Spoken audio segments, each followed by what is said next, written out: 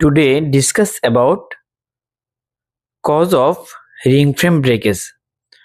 তো আজকে আলোচনা করতে যাচ্ছি রিং মেশিনের ব্রেকেজ আসলে কি কারণে হয় সেটা নিয়ে।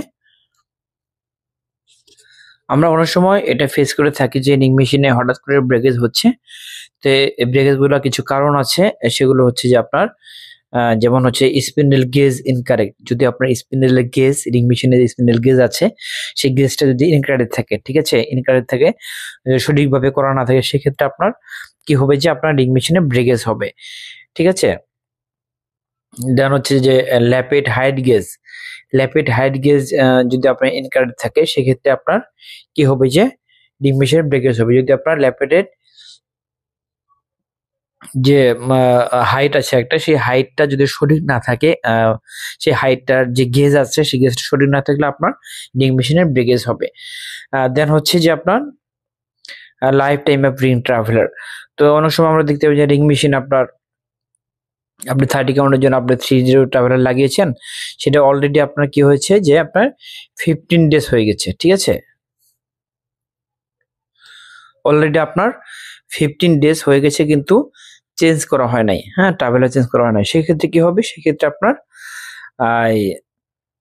রিং মেশিনের ব্রেকেজ হবে। কারণ হচ্ছে সেটা কিন্তু আপনার ওর্ন হয়ে গেছে, পুরাতন হয়ে গেছে, হ্যাঁ, সেই ট্রাভেলারটা নষ্ট হয়ে গেছে, কি স্ক্র্যাচ পড়েছে, ভেঙে গেছে।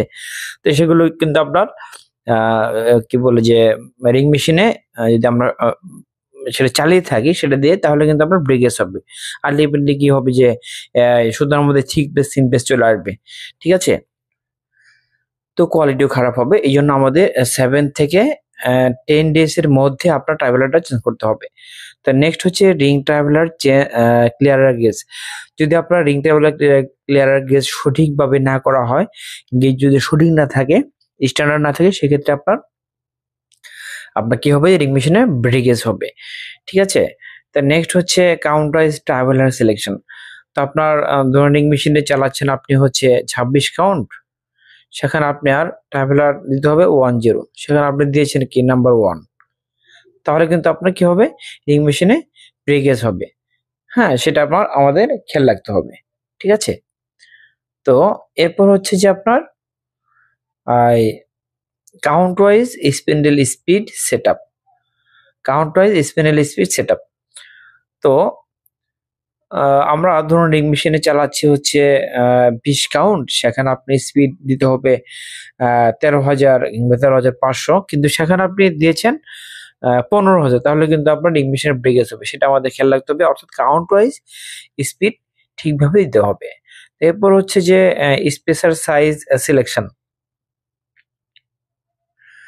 Spacer size selection. Spacer size সিলেকশনটা আপনি কিভাবে করবেন?